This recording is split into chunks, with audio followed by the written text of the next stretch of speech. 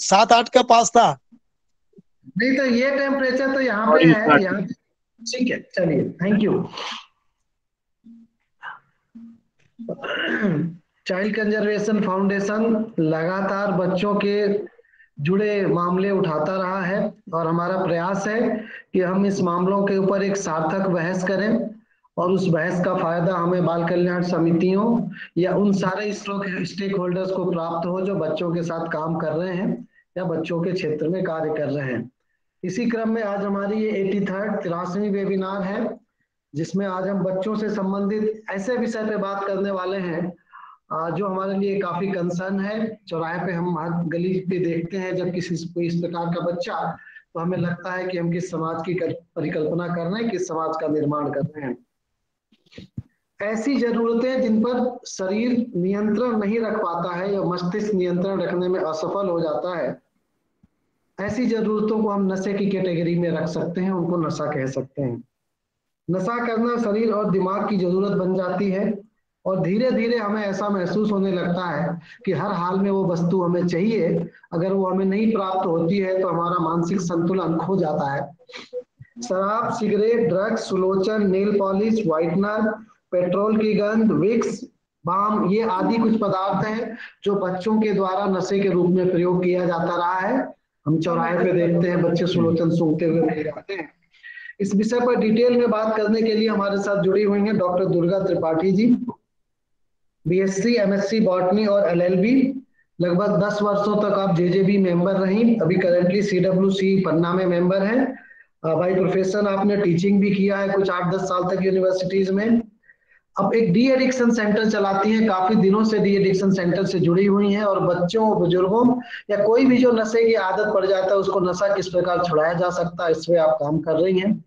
तो मैं दुर्गा जी से आग्रह करूंगा कि आज का जो हमारा विषय है कि बच्चों में नशे का प्रभाव और उसकी रोकथाम किस प्रकार की जाए, इस पर अपनी बात रखें। Durga ji, over to you.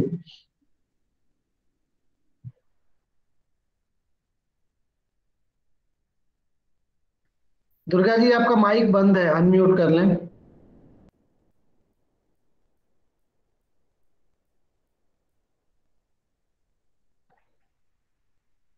Okay. Ji ji, start करें। सभी फाउंडेशन के सभी साथियों को नमस्कार। साथियों, आज ये जो विषय लिया गया है, increasing drug habits in children, बच्चों में नशे की आदत, विषय बहुत ही कॉमन है और ज्वलंत है। आज के समय में नशा एक बहुत बड़ी समस्या के रूप में उभरा हुआ है।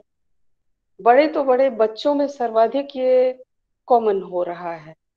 तो सबसे पहले तो हम ये देखेंगे कि ये नशा एक्चुअली है क्या और क्यों है।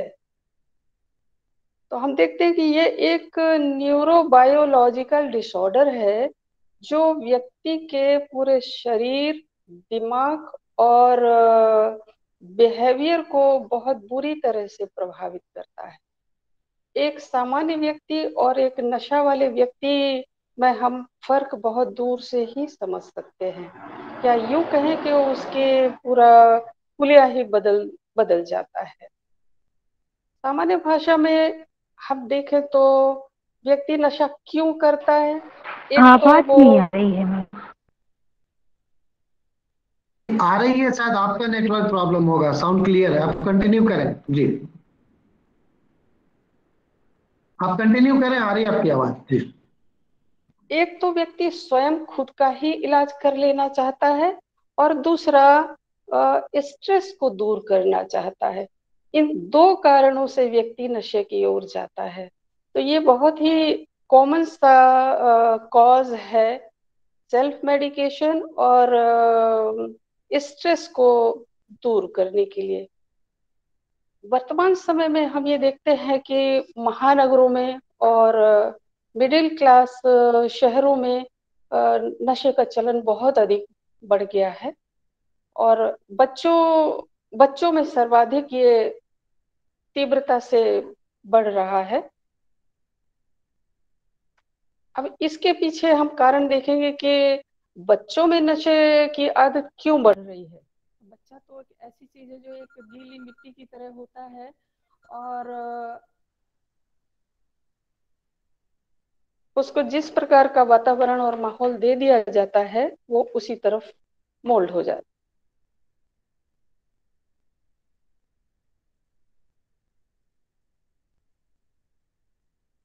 है। सर सुन रहे हैं? हेलो। आ रही है आवाज, आप कंटिन्यू जी कीजिए, आपकी कुछ आवाज दिक्कत आ होगी रही तो है। मैं बोल दूंगा। जी जी।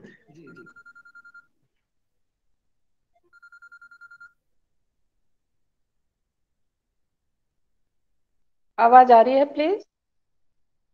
आ रही है, आप बोलें, कुछ दिक्कत होगी तो मैं आपको इंडिकेट कर दूंगा, आप अपनी बात चालू रखें। जी। सबसे पहला कारण हम लिखेंगे genetic and family history.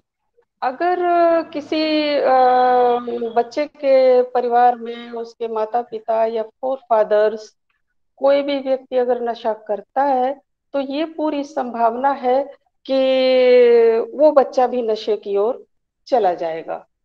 Sir मेरे फोन में कुछ डिसऑर्डर, मैं फिर से जोड़ लूं क्या? आप डिस्कनेक्ट होके वापस जुड़ना चाहते हैं, कर लीजिए। वैसे हाँ हाँ आवाज आ रही है। हाँ, जी। एक-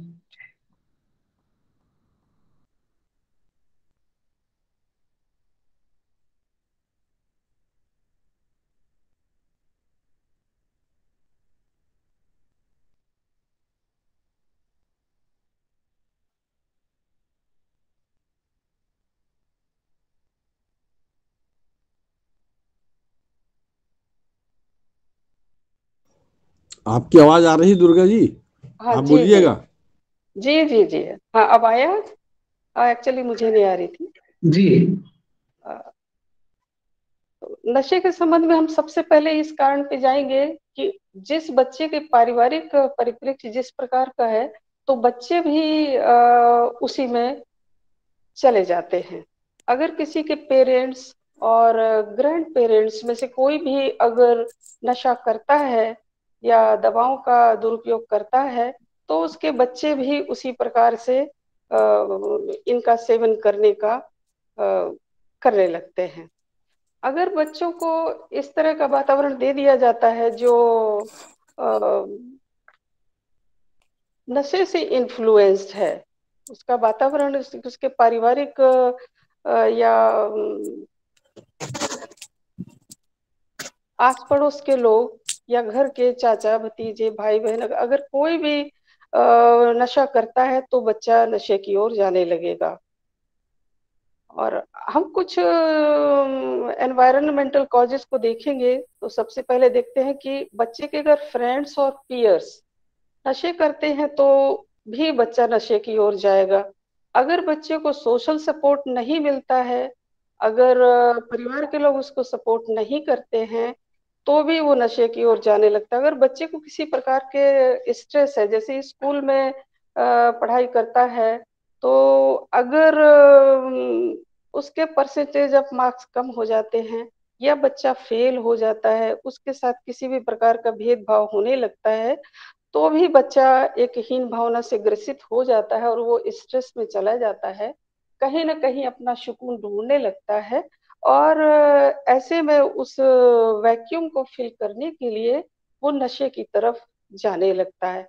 वो अपना सारा सुकून नशे में ही खोजने लगता है। अगर कहीं बच्चे को हमारे परवरिश में कोई परेशानी हो जाती है या किसी जो ये लेबल स्टेटस है, इसमें अगर बच्चे को किसी तरह की कमी रहती है, तो भी वो एक स्ट्रेस के दौर से गुजरने लगता है और वो उसको फिल करने के लिए नशे की तरफ जाने लगता है।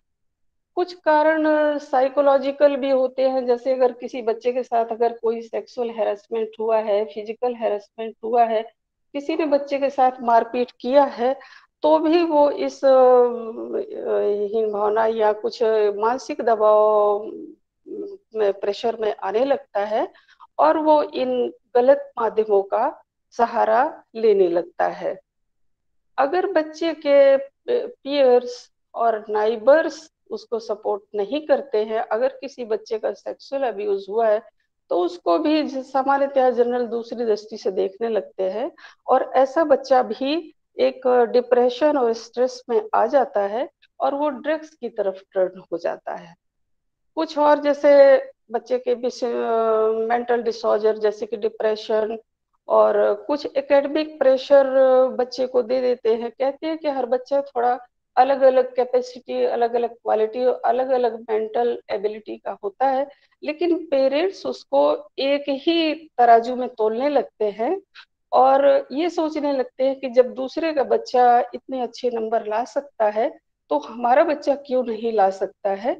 और इस वजह से उस बच्चे को थोड़ा एक कमेंट्स या ताने देना या कुछ उसको डिफरेंशिएट करना, इस तरह की बातें आने लगती है और बच्चा इससे काफी प्रेशर में आ जाता है और वो काफी अपने आप को हीन समझने लगता है और वो फिर कहीं इस वैक्यूम को भरने के लिए कहीं ना कहीं सुकून खोजने लगता है और वो नशे की ओर चला जाता है। और कहते हैं कि कुछ अगर ऐसी घटनाएं बचपन में हो जाती हैं बच्चों के साथ में, जैसे किसी के सामने एक्सीडेंट हो गया या माता पिता की मृत्यु हो गई या कोई दादा दादी की मौत हुई या कोई ऐसा प्रियजन जिसको वो बच्चा बहुत अधिक जानता मानता है, तो वो घटना उसके दिमाग से नहीं निकलती है और वो उसके कारण हमेशा उस बात को भूल नहीं पाता है और उस डिप्रेशन के कारण भी वो नशे की ओर जा सकता है। ये कुछ छोटे बड़े कारण हैं जिनके कारण आज के समय का बच्चा नशे की लत में जा रहा है। सामान्यतः हम देखते हैं कि बच्चे भी एक जो अभी डॉक्टर साहब ने बताया कि सिलोचन या नींद की गोली या कफ सिरप और भी कुछ ऐसे नशे जो इजीली अवेलेबल हैं, वो इन नशे का सेवन करने लगते हैं। यहाँ तक कि बीच में अभी पिछले बार साल में सुनने में आया था कि भोपाल के रेलवे स्टेशन में बच्चे छिपकली मारते हैं, उसको सुखाते हैं, उसका पाउडर बना करके उसको पीते हैं और उसका नशा करते हैं। तो ये नशा तो हर व्यक्ति के लिए घातक है ही। नशा तो कभी किसी का साथी रहा नहीं है, चाहे वो दवाइयों का नशा हो या राजपद का नशा हो या मोटर चलाने का नशा हो या किताब पढ़ने का नशा हो। कोई भी नशा हो अगर अधिकता में किया जाता है तो वो कहीं भी व्यक्ति के लिए लाभदायक नहीं है। हम थोड़ी सी बात करेंगे नशे के प्रिवेंशन से कि इसको कैसे हम प्रिवेंशन कर सकते हैं। तो सबसे पहला तो ये है कि हमें खुद को अपने आप को समझाना पड़ेगा, खुद को ही एजुकेट करना पड़ेगा, या अपने बच्चे को समझाना पड़ेगा और उसके लिए पहले हमें स्वयं समझना पड़ेगा, उसके बाद बच्चे को समझाना पड़ेगा कि नशा हमारे लिए कितना हानिकारक है। हमारा तन मन और धन सारा कुछ इस नशे में जाया हो रहा है, हम इसका इस्तेमाल ना करें, ये हमारे जिंदगी के लिए घातक है। तो और दूसरी बात, इस फास्ट ट्रैक एज में, भौतिकवादी युग में, भागदौड़ की जिंदगी में स्ट्रेस होना एक बहुत ही सामान्य सी बात है। देखते हैं कि हर आदमी स्ट्रेस में है। जो गाड़ी चला रहा है वो भी स्ट्रेस में है, जो कार चला रहा है वो भी स्ट्रेस में है, जो चलते जा रहा है वो भी स्ट्रेस में है, जो टेबल पे बैठ के काम कर रहा है वो भी स्ट्रेस में है। तो इस स्थिति में वो उस स्ट्रेस को भुलाने के लिए इन नशे का सहारा लेने लगता है। उसको लगता है कि मात्र ये नशा ही हमें इससे अलग कर सकता है, जबकि इन बातों को अलग करने के लिए एक्सरसाइज किया जा सकता है, फिजिकल एक्सरसाइज, मेंटल एक्सरसाइज, और वॉक किया जा सकता है, किताबों का अध्ययन किया जा सकता है, धार्मिक किताबें पढ़ी जा सकती हैं और साहित्यिक किताबें पढ़ी के लेखन कार्य किया जा सकता है। इससे माइंड को डाइवर्ट किया जा सकता है ताकि हम इस नशे की ओर ना जा करके और अपना दिमाग दूसरी चीजों में लगाएं। दूसरी ओर, अगर हमारे फ्रेंड सर्किल अच्छा नहीं है, अगर फ्रेंड सर्किल में दारू का चलन है, नशे का चलन है, या किसी गांजे का चलन है, जो कि बहुत मिडिल क्लास शहरों में बहुत अधिक देखने में आता है। हमारे यहाँ जो पेशेंट आते हैं नशा मुक्ति केंद्र में, वो ज्यादातर गांजे के आते हैं। तो शराब का नशा जितना अधिक घातक नहीं होता है, उससे कहीं अधिक घातक गांजा का नशा होता है। गांजा में ये जो मस्तिष्क में, वो देशी भाषा में कहते हैं कि इसके दिमाग में गांठ बन गई है गांजे की। तो एक्चुअली ये जो गांजे का धुआं है, ये इसके ब्रेन में जाकर के इसके ब्रेन के फिलामेंट्स को अफेक्ट करता है, और वो थोड़ा मानसिक रूप से एक विक्षिप्त की स्थिति में आ जाता है। अगर किसी व्यक्ति ने 10 साल गांजा का इस्तेमाल कर लिया, तो उसकी स्थिति पागल जैसी हो जाती है। तो ये गांजा ऐसा मालूम देता है कि ये गांजा सर्वाधिक हार्मफुल है। और हमारे यहाँ पन्ना जिले में जितने भी नगर पालिका क्षेत्र है, जितने भी बड़े ग्राम पंचायत है, जितने भी लोग आते हैं, 95% लोग गांजे से ही पीड़ित रहते हैं। और उनकी स्थिति ऐसे हो जाती है जैसे कि मेंटल व्यक्ति की स्थिति हो जाती है, पागलों जैसी स्थिति हो जाती है। और इसका जो इलाज है, वो बहुत ही कठिनाई से होता है। और ये कहते हैं ना कि नशे का कोई इलाज नहीं है, ये तो एक आदत है जिसको छोड़ना पड़ेगा। इसमें सावधानी बरती जा सकती है, इलाज नहीं किया जा सकता है। और अगर किसी व्यक्ति ने थोड़ा लंबे समय तक नशा कर लिया है, तब तो और भी स्थिति खराब हो जाती है। इसलिए ये जरूरी है कि ये जो ग्रुप में नशे किए जाते हैं, जैसे गांव में एक चौपाल बैठ जाता है और उसमें 10 लोग बैठे हुए हैं आग के चारों किनारे, और वो 10 आदमी नशे कर रहे हैं। अगर 20 आदमी बैठा है तो 20 आदमी नशा ले रहा है। तो इसको कम करना पड़ेगा, इसको खत्म करना पड़ेगा।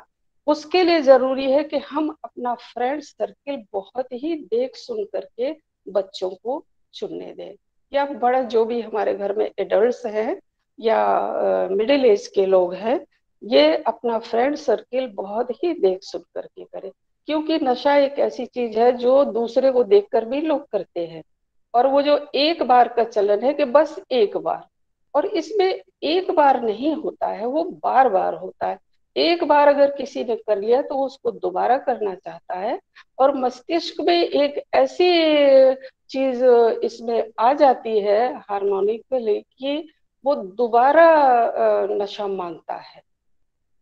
और इस तरह से वो उससे कभी सैचुरेट नहीं होता है। उस नए व्यक्ति की स्थिति खराब होती जाती है, और वो रिलैप्स की स्थिति में डेली रहता है, और वो कभी नशा छोड़ नहीं पाता है। तो इसलिए फ्रेंड सर्किल सभी को बहुत ही देख सुन करके, और बच्चा का जो फ्रेंड सर्किल है उसको भी बहुत अधिक देख सुन करके उसको ऑब्जर्व करना चाहिए। अगर किसी रिसर्च में ये पाया गया है कि जिस व्यक्ति की पारिवारिक स्थिति अच्छी है, उसमें नशा बहुत ही कम देखा गया है। ना उसके पेरेंट्स, ना ही उसके ग्रैंड पेरेंट्स, और ना ही बच्चे। बहुत कम ऐसा देखा गया है कि जिसकी फैमिली का लाइफ स्टाइल अच्छा है, फैमिली अच्छी है और बॉन्डिंग अच्छी है, उसमें नशा नाम मात्र के लिए कभी कहीं देखा जाता है। और इसलिए बहुत ही हेल्दी लाइफ रखने की जरूरत होती है, जिससे कि बच्चे नशे की ओर ना जा पाए। अब नशे से बच्चों में नशे की ओर ना जाने के लिए हम क्या कर सकते हैं, इस पे थोड़ा सा 2 मिनट की चर्चा करेंगे।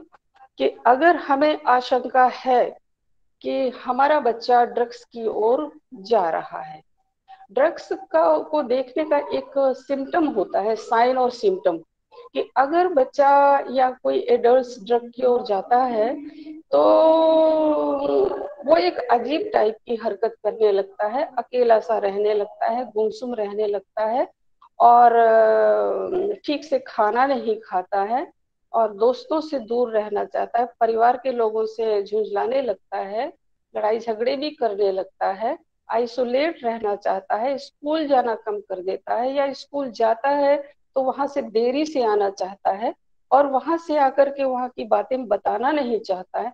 अगर ऐसी कुछ हरकतें सामने आती हैं तो समझना चाहिए कि कोई बात जरूर है जो कि नशे से जुड़ी हुई होती है।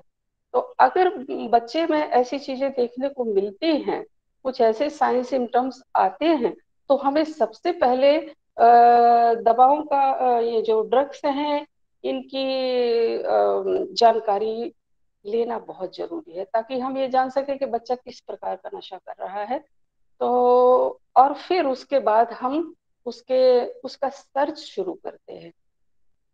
सबसे पहले उसका बस्ता देखेंगे और उसका कबर्ड देखेंगे, उसकी किताबों की अलमारी देखेंगे, उसका बाथरूम देखेंगे, उसका जूता रैक देखेंगे, उसकी गाड़ी कार जो भी होगा वो देखेंगे।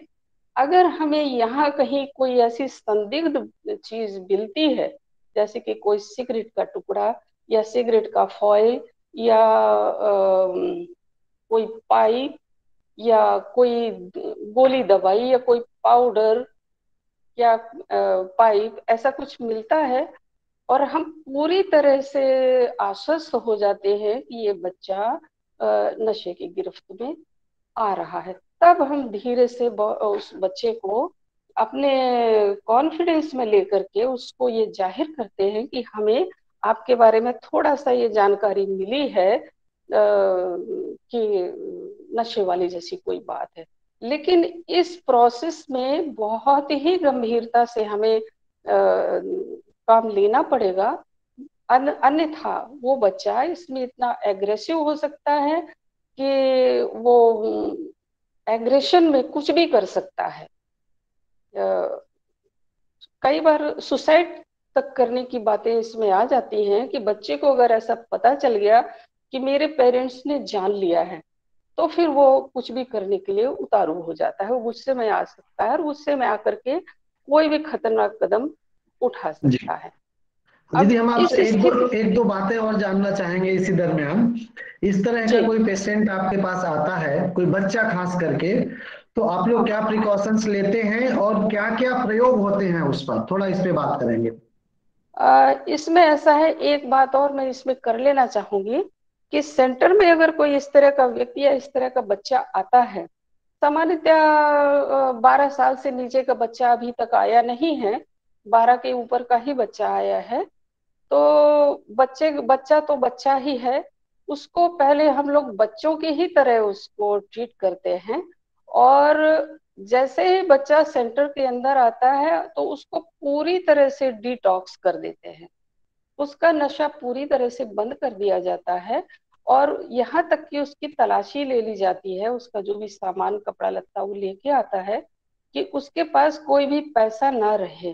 क्योंकि कई बार ये भी देखा गया है कि हमारे यहाँ जो चौकीदार वगैरह रहते हैं, अगर कोई पेरेंट्स ने पैसा दे दिया तो चौकीदारों को कन्विंस, कई एक आध प्रकरण ऐसा भी आया कि वो बाहर से फिर ये आना जाना लगा देते हैं, चोरी छिपे नशे का इस्तेमाल, कहीं से प्रेशर डाल के पैसा वैसा मैनेज करके मंगाने लगते हैं। तो सबसे पहले तो उसको डिटॉक्स कर दिया जाता है, उसको कोई भी नशा नहीं मिलता है। तो देखने में ये आता है कि जिस प्रकार से व्यक्ति नशा करने में हरकत करता है, जैसे अल्कोहल हुआ या गांजा हुआ, तो नशा जब छोड़ता है तो उससे भी कहीं ज्यादा हरकत करता है, उछल कूद करता है और कई बार मारपीट भी करने का सोचता है, तोड़ फोड़ करता है। हमारे यहाँ एक पेशेंट तो उसको नशा नहीं मिला, 5वें दिन वो तीसरी मंजिल से छत से उसने छलांग लगा दिया और वो नीचे गिरा, तो संयोग ये था कि नीचे रेत का ढेर था तो वो सुरक्षित बच गया और उस पर गिर करके वो भाग गया। हम लोगों ने फिर पुलिस को खबर किया और वो जाकर के कहीं 20-30 किलोमीटर पैदल जाकर के किसी जंगल में मिला। तो ये नशा मुक्ति केंद्र एक छोटी सी जेल की तरह होता है, इसको ताले में बंद करके रखा जाता है। इनको 3-4 कमरे अंदर होते हैं जिसमें तुरंत आया हुआ पेशेंट रखते हैं और कुछ जो थोड़ा सा पुराना हो जाता है उसको अलग रखते हैं। जब उसको करीब 15-20 दिन हो जाता है, 20 दिन नशा छोड़े हुए, तो उसको अलग ऐसे कैटेगराइज कर दिया जाता है। तो आपने जो कहा कि सबसे पहले उसको तो हम डिटॉक्सिफिकेशन करते हैं, और जो उसके विड्रॉल सिम्टम्स आते हैं, विड्रॉल सिम्टम्स जैसे नशा छोड़ने पे कई बार उसको उल्टी भी आती है, जी मिचलाता है, उसका सर दर्द देता है, कई बार बुखार आने लगता है, पेट में दर्द होता है। नशा करने से जितनी तकलीफ है उसको होती है, उस उतनी ही तकलीफ नशा छोड़ने में भी होती है, अगर वो पुराना नशा वाला है तो इस स्थिति में उसका फिर मेडिकेशन किया जाता है, उसको दवाएं दी जाती हैं। तो हर नशा मुक्ति केंद्र में एक एमबीबीएस डॉक्टर होता है, यहाँ भी है, तो वो उसका इलाज करते हैं। और कुछ इसकी स्पेसिफिक दवाइयाँ भी हैं नशे की, तो वो दवाइयाँ, और ज्यादातर ये प्राकृतिक चिकित्सा को भी इसमें जोर दिया जाता है कि उसको मल्टीविटामिन और सिरप वगैरह, उसके खान पान का अच्छा ध्यान दिया, उसको म्यूजिक भी दिया जाता है, गीत संगीत सुनाया जाता है, टीवी देखने का टाइम, एक पर्टिकुलर टाइम टेबल इनका बना दिया जाता है जिसमें ये लोग फॉलो करते हैं।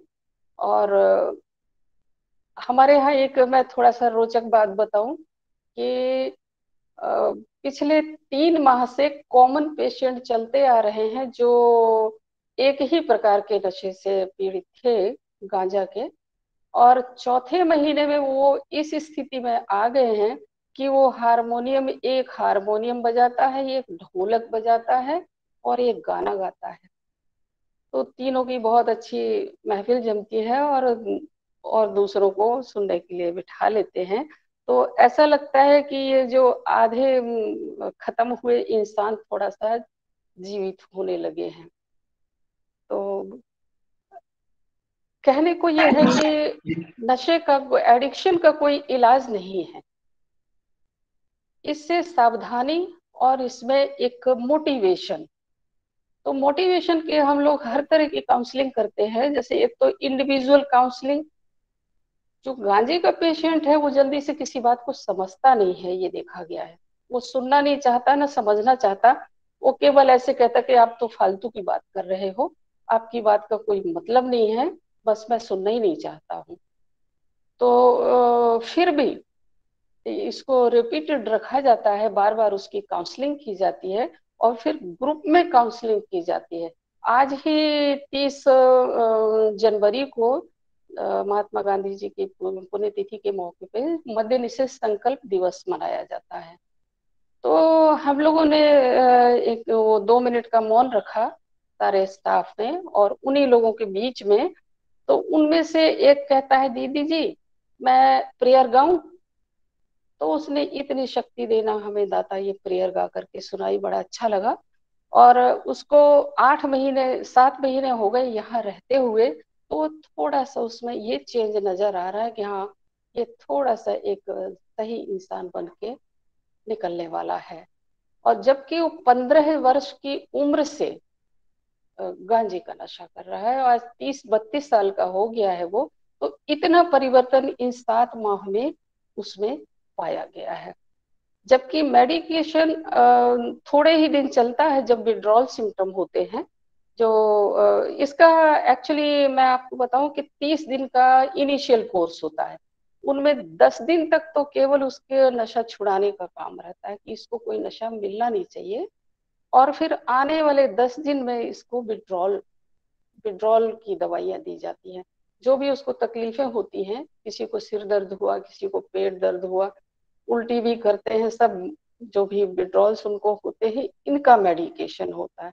और फिर उसके बाद काउंसलिंग होती है। इन लोगों के परिवार के सदस्य भी आते हैं मिलने के लिए बीच बीच में, उनकी भी काउंसलिंग करनी होती है। तो ये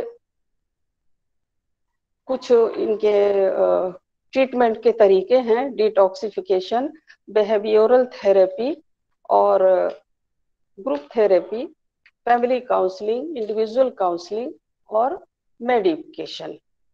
ये सब करके इसको नशे से उबारने का प्रयास किया जाता है। और एक बात और इसमें इम्पोर्टेंट होती है कि जो सेल्फ हेल्प ग्रुप्स रहते हैं, अगर इनको एक सेल्फ हेल्प ग्रुप में बना दिया जाए, तो ये भी एक बहुत अच्छा तरीका होता है। कुछ अच्छे लोग उसमें अगर शामिल हो जाते हैं तो भी कुछ लोगों को बचाया जा सकता है इस नशे से। लेकिन सर, सबसे प्रमुख बात ये है कि नशे की अवेलेबिलिटी भी एक बहुत बड़ी विडंबना है हमारे अ, समाज में या देश में, कि हर गांव के हर घर में, हर दो चार घर बाद में गांजे के पेड़ लगे हुए हैं, जो गमले में भी उगाते हैं, आंगन में उगाते हैं, और उसकी पत्तियां सुखा सुखा करके साल भर बढ़िया मजे से यूज करते हैं। और ये देखा जाता है कि पूरा का पूरा गांव इस गांजे गांजे की चपेट में है। 7 में 6 बजे के बाद ये देखने में आता है कि गांव में सन्नाटा सा हो जाता है। ये एक सोशल रिसर्च का सब्जेक्ट है। हमारे वॉलेंटियर्स जाते हैं तो इसी बात को ढूंढते हैं कि गांव में नशा कहाँ हो रहा है, कौन नशा करता है। तो ये देखने में आता है कि ये देखना पड़ता है कि नशा कौन नहीं कर रहा है। ग्रुप में नशे होते हैं, गांव में 10 चौपाल बैठती है और 10 चौपालों में ही नशे का प्रचलन है। केवल नशे के लिए ही चौपाल बैठती है ऐसा लगता है। और शाम को 7 बजे के बाद उस गांव में पूरा सन्नाटा हो जाता है, क्योंकि वो नशे में ही गुम हो जाते हैं। ये न जाने कहाँ हमारे समाज को लेके जा रहा है। इसलिए जरूरी है कि हम आने वाली पीढ़ी को बचाने का प्रयास करें और अपने बच्चों को विशेष रूप से इस बात से दूर रखें, और ये देखें कि हमारा बच्चा कहीं स्ट्रेस में तो नहीं है, किसी दबाव में तो नहीं है, किसी मजबूरी में तो नहीं है। हम लोग इतना उसको पढ़ने के लिए प्रेशराइज करते हैं कि फला बच्चा जब 90% ला रहा है तो तुम 80% क्यों नहीं ला रहे हो। ये बात भी बच्चे के दिमाग में एक बहुत बड़ा स्ट्रेस और प्रेशर पैदा करती है, और शुरुआत यही से होती है। अगर किसी घर में 4 बच्चे हैं तो उन चारों बच्चों में भी हम डिफरेंशिएट करते हैं, वो बच्चा हीन भावना का शिकार हो जाता है, और उस हीन भावना के चलते वो एक अलग से सुकून ढूंढने लगता है कि मुझे सुकून कहाँ है। और वो चोरी छिपे आजकल टीवी और इस मीडिया, इलेक्ट्रॉनिक मीडिया के माध्यम से चौथी क्लास का बच्चा, तीसरी क्लास का बच्चा ड्रग्स के बारे में जानता है, दवाइयों के बारे में जानता है, नशे के बारे में जानता है, और वो उसके गिरफ्त में चलते जाता है। महानगरों में दूसरे प्रकार के नशे चलते हैं, और हमारे जैसे छोटे जिलों में और गांव में अलग प्रकार के नशे चलते हैं। तो लेकिन अब तो नशा थोड़ा तो सा नशा ही है। हमारे साथ आज हमारे सेकंड गेस्ट भी अवेलेबल हैं जो दूसरे सब्जेक्ट पर ओके इस ओके ओके वेबिनार को सर, कंटिन्यू करेंगे। Okay sir. By the time मैं रिक्वेस्ट करूंगा हमारे अध्यक्ष डॉक्टर राघवेंद्र जी शर्मा हमारे साथ जुड़े हुए हैं। 5 मिनट का अगर भाई साहब अगर टाइम हो तो आप थोड़ा सा संबोधित करें तो हम सेकंड सब्जेक्ट की ओर मूव करते हैं। डॉक्टर राघवेंद्र जी शर्मा आप अवेलेबल है भाई साहब? Thank you sir. फाउंडेशन के अध्यक्ष हैं। Thank you. भाई साहब जुड़े तो हैं?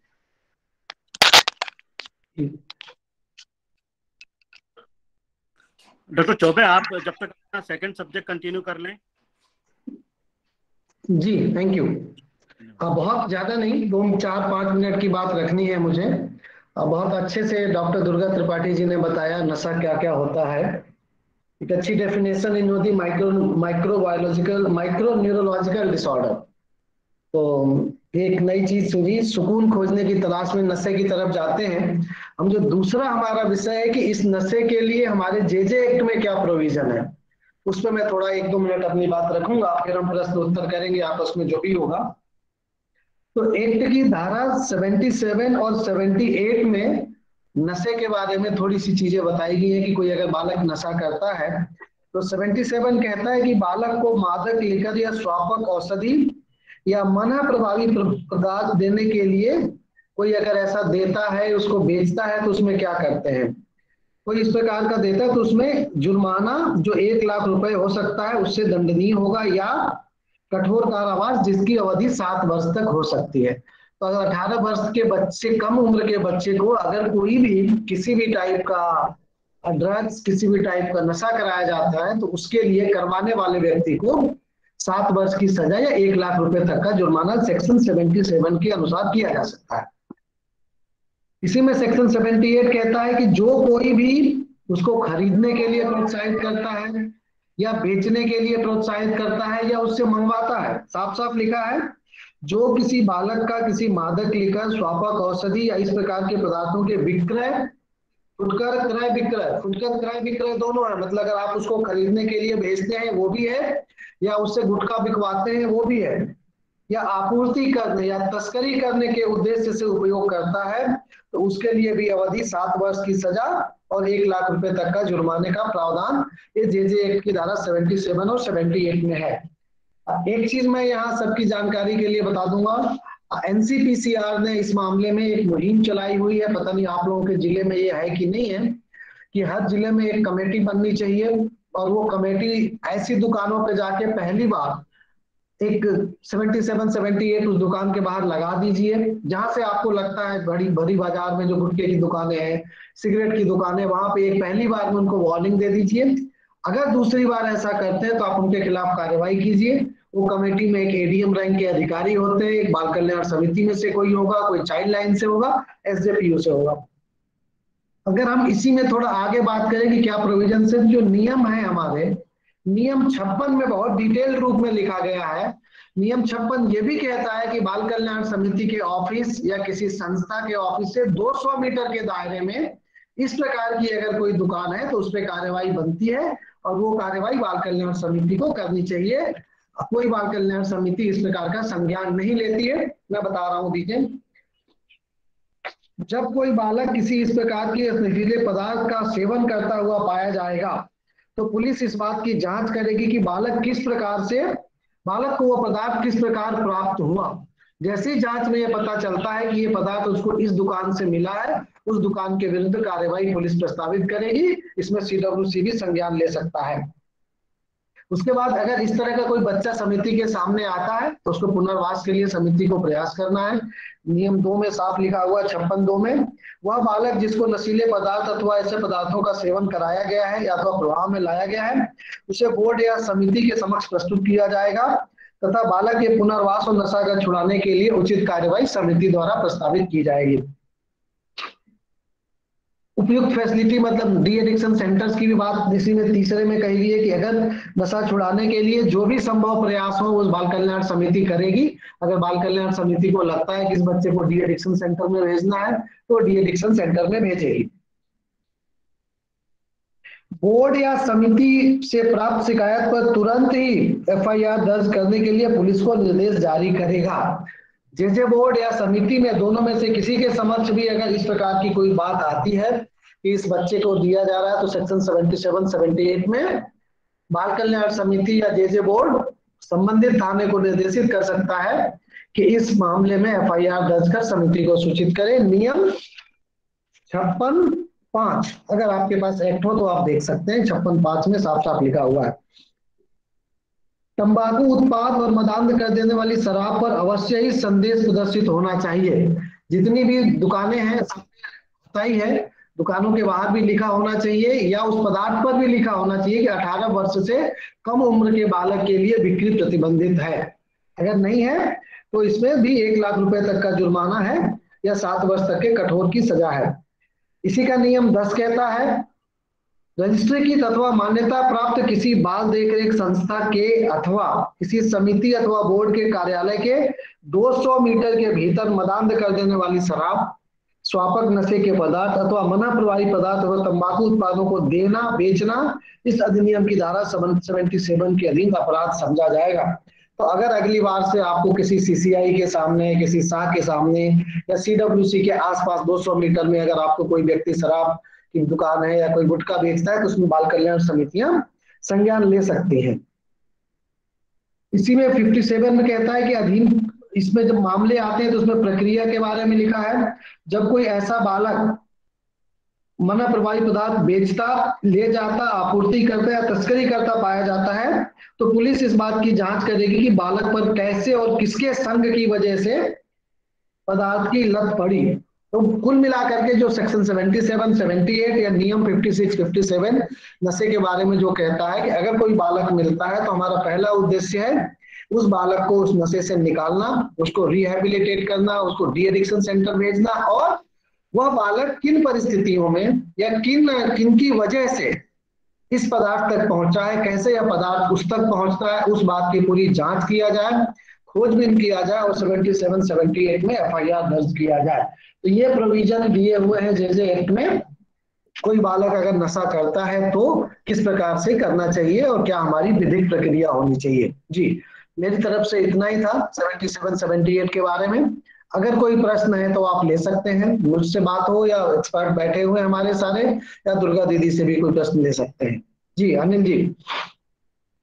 जी धन्यवाद भाई साहब, अपने अपने सब्जेक्ट पे बिल्कुल कॉम्पैक्ट व्यू रखा। डॉक्टर दुर्गा, आपका भी बहुत बहुत